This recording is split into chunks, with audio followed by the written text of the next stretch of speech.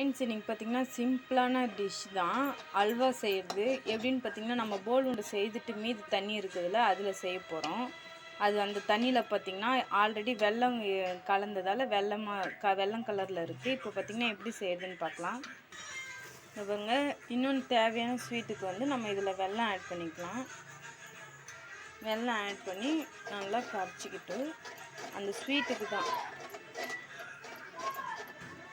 நல்லா மெல்ட் ஆகணும். இந்த வெல்லம் நல்லா மெல்ட் ஆகட்டும். இது போல் நல்லா மெல்ட் ஆனதும் ஒரு ஸ்பூன் மைதா போட்டு திரும்பியும் கலக்குங்க. நல்லா அந்த மைதா வந்து கெட்டியாக இல்லாமல் கரைஞ்சி நல்லா கலக்குங்க. நல்லா கலந்துனே இருக்கணும்.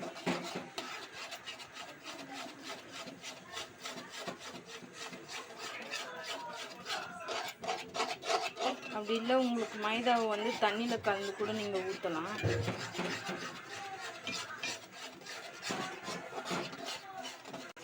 இந்த பாருங்க நல்லா கெட்டி ஆயிடுச்சு. இந்த டைமில் வந்து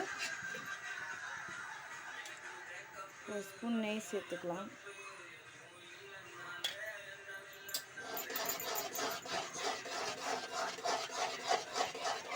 நம்ம மாவு வந்து கலந்து போட்டிருந்தா அது நல்லா பிரிஞ்சு இருக்கும். நம்ம அப்படியே போட்டதால் அது கொஞ்சம் கெட்டியாகிட்டுருக்கு. நம்ம கலந்து போட்டால் கொஞ்சம் நல்லாயிருக்கும்.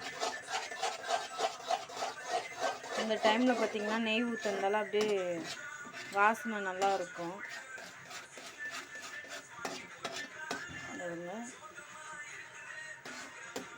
அல்வா பதத்துக்கு வந்துடும்.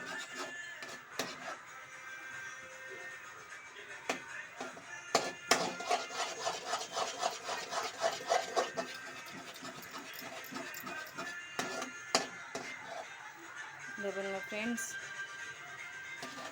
உங்களுக்கு தேவைன்னா இன்னும் கொஞ்சம் நெய் வேணும்னா கூட நீங்கள் ஆட் பண்ணிக்கலாம். இன்னொரு ஸ்பூன் நெய்யும் ஆட் பண்ணி கலந்து